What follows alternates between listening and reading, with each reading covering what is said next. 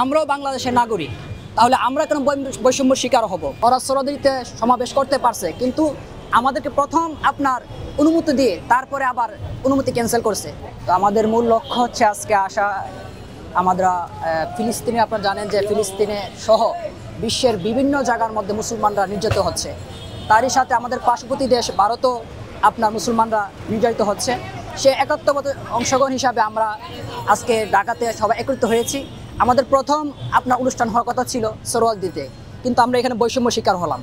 এখানে আপনারা দেখছেন গত 12 এপ্রিল ওরা সোহরাওয়ার্দীতে সমাবেশ করতে পারছে, কিন্তু আমাদেরকে প্রথম আপনার অনুমতি দিয়ে তারপরে আবার অনুমতি ক্যান্সেল করছে। তারপরে আমাদেরকে আবার দিয়েছে গোলাপবাগ মাঠে, ওখানেও আবার একটু ঝামেলা হলো।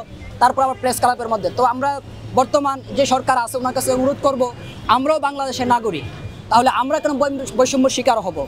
আমাদেরকেও যে আজকে যদি সোহরাওয়ার্দী মাঠে সকলকে একসাথে করতো, তাহলে দেখতো আহলে সুন্নাত ওয়াল জামাতের যে মানুষগুলা বিভিন্ন জায়গায় ছিটিয়ে আছে, সবাই যদি একসাথে সোহরাওয়ার্দী থাকতো, তাহলে লক্ষ লক্ষ মানুষে যেভাবে জমায়েত হয়েছে। আমাদের ভাইরা অনেকে রাস্তায় আসার সমস্যার সম্মুখীন হয়েছে, মানে তাদের গাড়ি আটকে দেওয়া হয়েছিল, কিন্তু আলহামদুলিল্লাহ এখন তারা গন্তব্যে সুন্দরভাবে পৌঁছে গেছে। বাংলাদেশের এক এক জেলা থেকে এক এক থানা থেকে আমরা গাড়ি বহন করে আজকে ঢাকার জবির মধ্যে এসেছি, যেন আমাদের এই সুন্নিয়তের এই মিটিং যেন সাকসেসফুল হয় ইনশাআল্লাহ। আলহামদুলিল্লাহ আমরা আমাদের টাইম দিয়েছিল 10টা থেকে 12টা পর্যন্ত।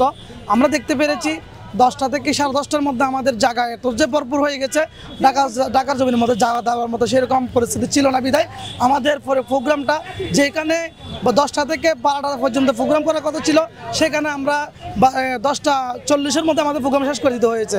আসলে আমাদের দাবিটা ছিল ফিলিস্তিনে যে ইসরায়েলিরা বর্বর হামলা চালাচ্ছে আজকে অনেক বছর ধরে, আমাদের সেই মুসলমান ভাইয়েরা, নিপীড়িত ভাইয়েরা, তাদেরকে সমর্থন জানিয়ে আজকে আমরা এখানে অংশগ্রহণ করেছি।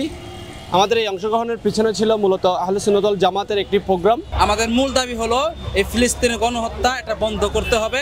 আমরা এই দাবিতে এখানে আসছি। আর বিশ্ববাসী জানান দিতে চাই যে আমাদের তাওহীদি জনতা এখন জাগ্রত আছে। যদি আমাদেরকে ডাক আসে কখনো, আমরা ইনশাআল্লাহ যাব।